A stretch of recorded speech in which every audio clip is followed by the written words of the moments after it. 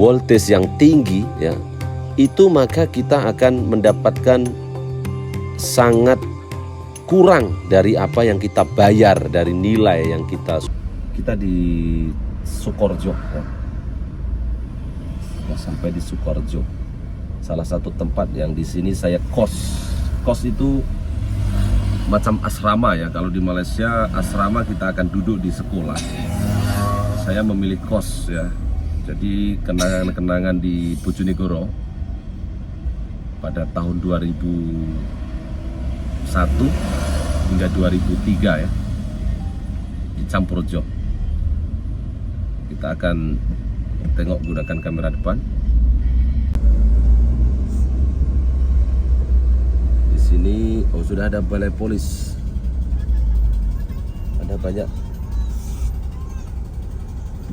Ada banyak kemajuan lah sih di Bojonegoro ya. Lihat itu.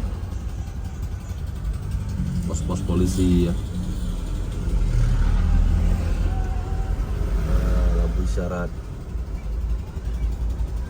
Kabelnya masya Allah, kabel. Ini kabel-kabel ya. Kabel-kabel. Ini kabel-kabel nih.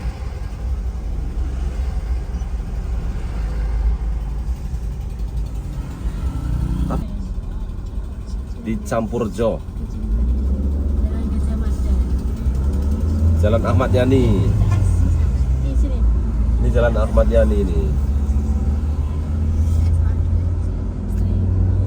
Tuan-tuan, di sini adalah salah satu kawasan mebel ya, penjualan-jualan mebel seperti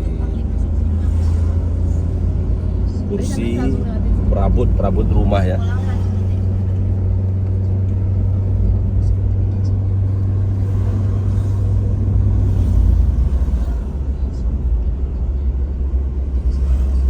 Ini salah satu bandar terbesar di Bojonegoro ini. Kalau misalkan tuan-tuan tahu, ini adalah satu bandaraya atau ibu kota bandaraya ya, seperti di Alostar ya, seperti di Kuala Trengganu, di Kemaman, di Selangor ya. Jadi ini Bojonegoro. Saya sangat familiar dengan tempat ini, teman-teman. Jarak dari rumah saya di Tuban itu dalam 16 km atau 20 km sini? 20 km ya. Awas. Di sini akan ada polis yang menjaga jalan bagi memberi keselamatan, keselesaan ya. Itu dijaga dengan dari kedai-kedai di tepian. Menjaga setiap customer yang ingin masuk dan keluar itu dijaga menggunakan satpam ya.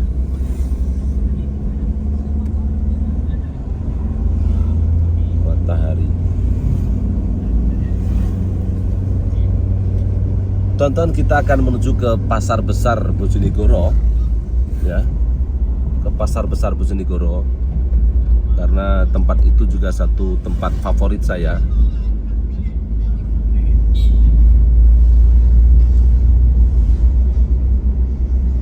Becak-becak, penarik becak ya, ada lagi.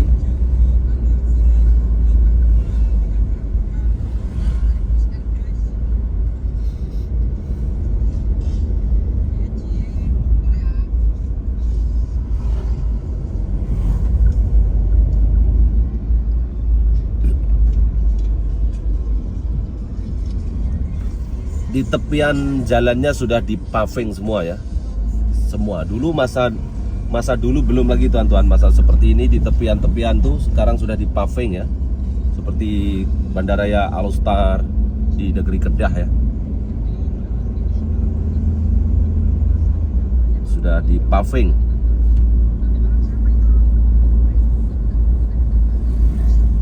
Awas.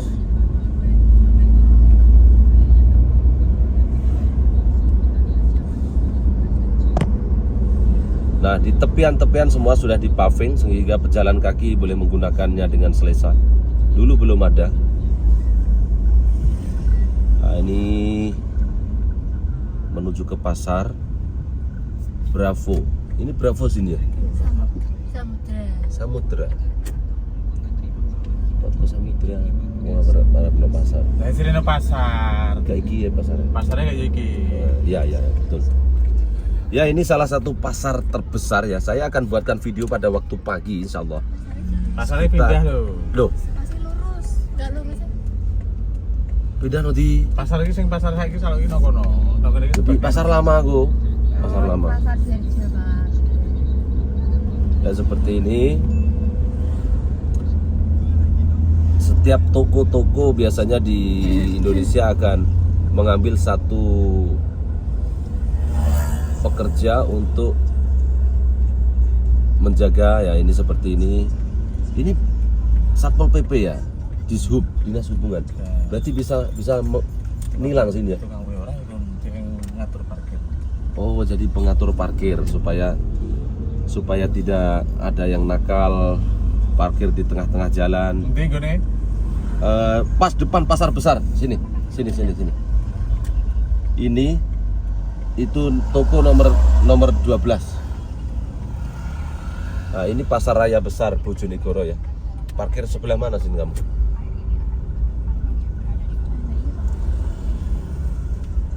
Gila, toko nih, gila. Wis iki. Heeh. Loh, kok tutup ya? Itu kok plastik. Gak sing kene. Kowe ora tinggoni. Loh. Kok wis ora. Lah golek kono. Golek kono.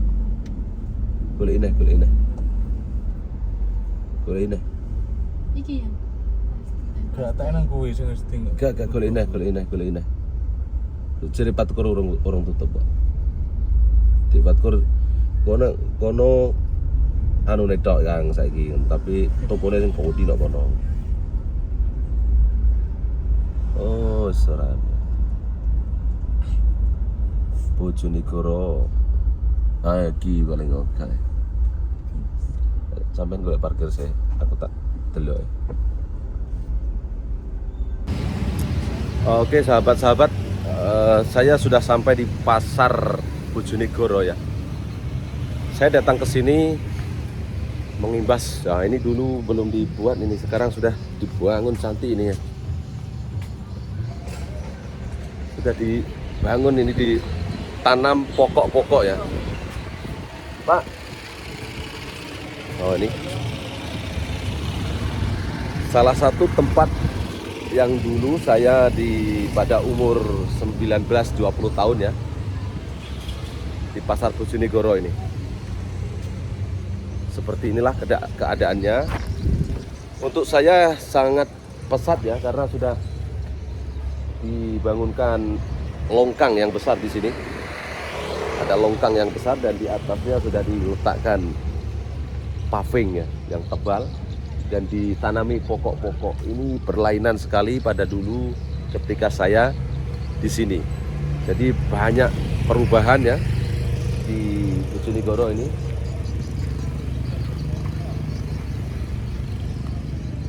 Ini biasanya kalau hari raya, menjelang hari raya, 2 hari sebelum hari raya, itu biasanya di sini ramai sekali penjual-penjual bunga-bunga kenanga yang diambil dari kampung saya di Tuban ya. Jadi masyarakat dusun saya itu akan datang ke sini menjual dagangan mereka, yaitu bunga kenanga. Di sini bunga mawar dan bunga gading ya. Ini semua akan datang ke sini untuk berniaga ya. Saya akan jalan ke Jalan Raja Wali ya. Kita teruskan menonton. Baik teman-teman, kita sudah sampai di Jalan Raja Wali ya. Dulu pada tahun 2006 juga saya pernah balik dari Malaysia dan bekerja di salah satu workshop ya, bengkel besi di Jalan Raja Wali ini. Kita akan sampai dalam masa 2-3 menit ke depan ya. Di Jalan Raja Wali ini ada salah satu bengkel namanya Pak Tarimin ya. Ini bengkel Pak Tarimin ini yang sekarang saya melihatnya sudah tak eksis lagi ya. Bengkel Pak Tarimin.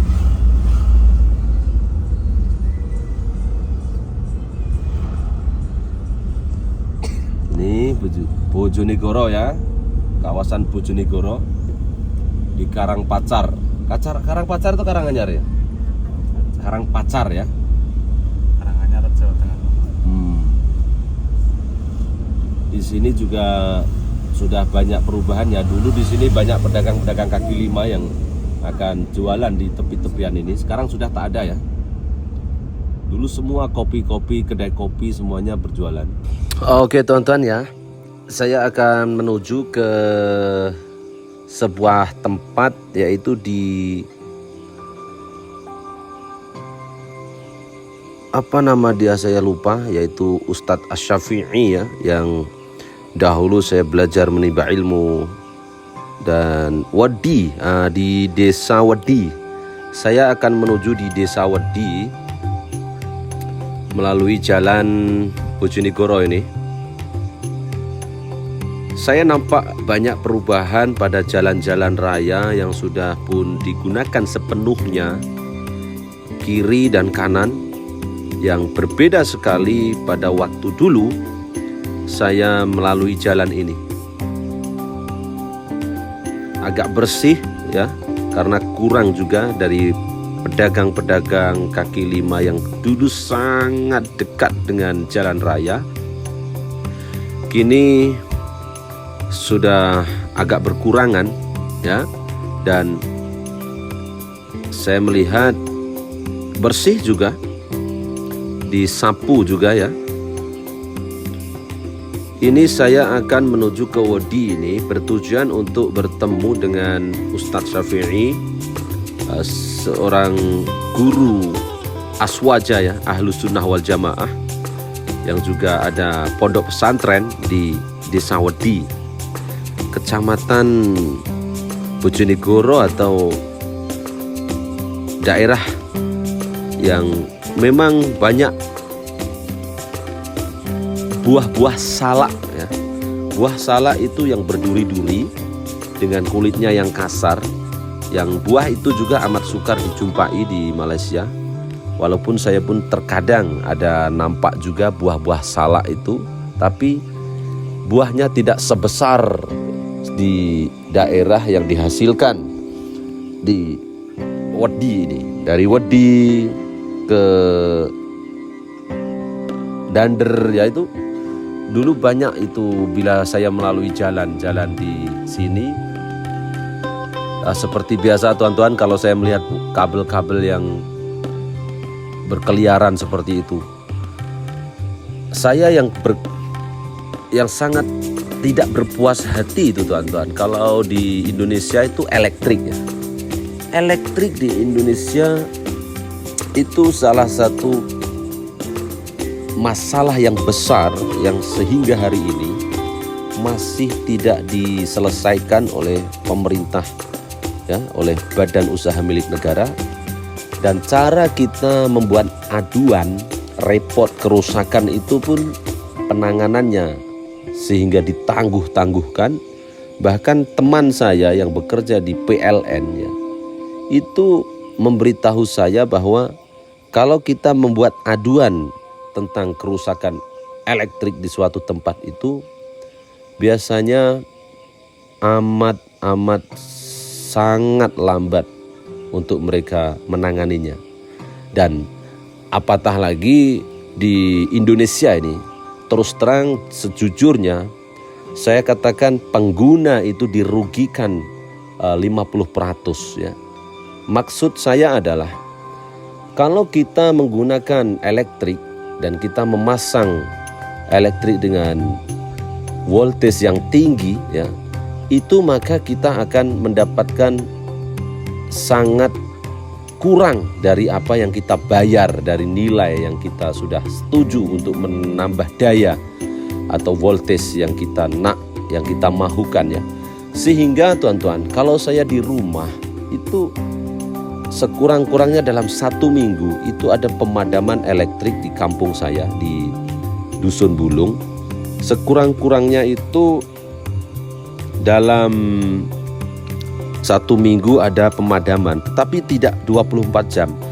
Dia akan memberitahukan lebih awal di media sosial, di Facebook. Itu mereka akan memberitahukan ada pemadaman. Dan ini berlaku 20 tahun dahulu. Ya seperti itu dan sampai sekarang.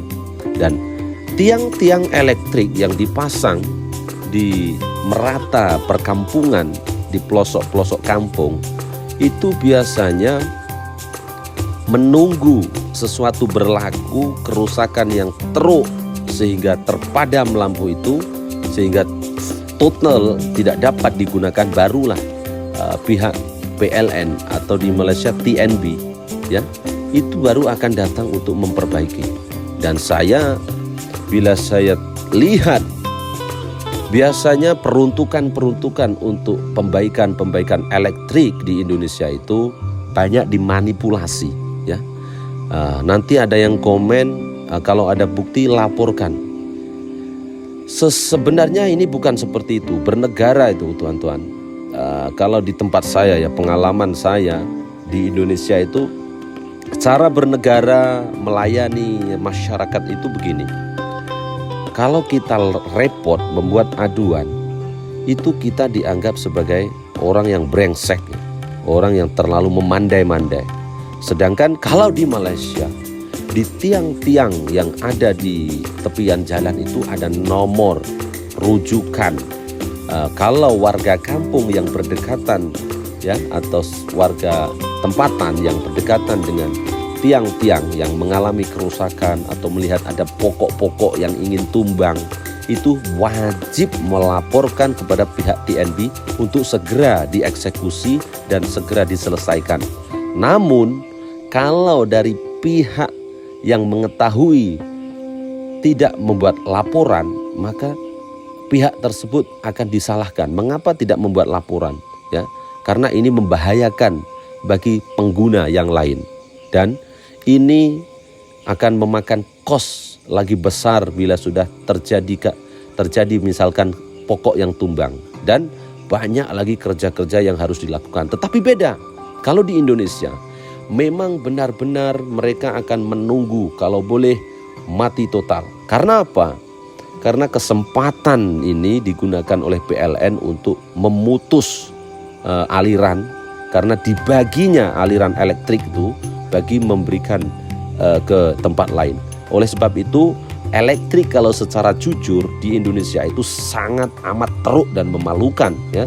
Karena elektrik ini penting, ya. Kita membayar elektrik, kita mestinya akan memasang kulkas, peti sejuk, ya.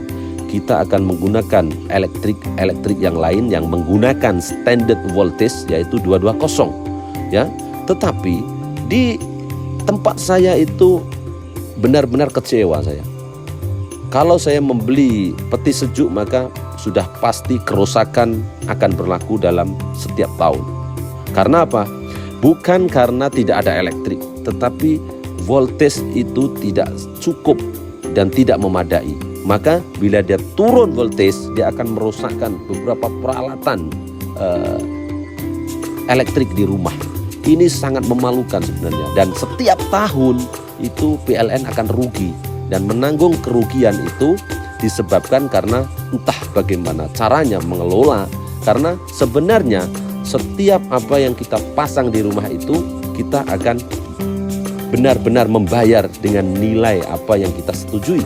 Tetapi apa yang kita dapat tidak pernah pun sampai kepada tahap 100%. Karena apa?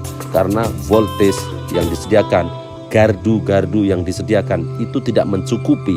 Bagaimana mengira voltage itu tidak cukup? Saya ada multimeter untuk mengecek, ya, untuk memastikan elektrik yang saya gunakan itu cukup. Tetapi banyak orang-orang kampung yang tidak tahu, maka mereka akan membayar.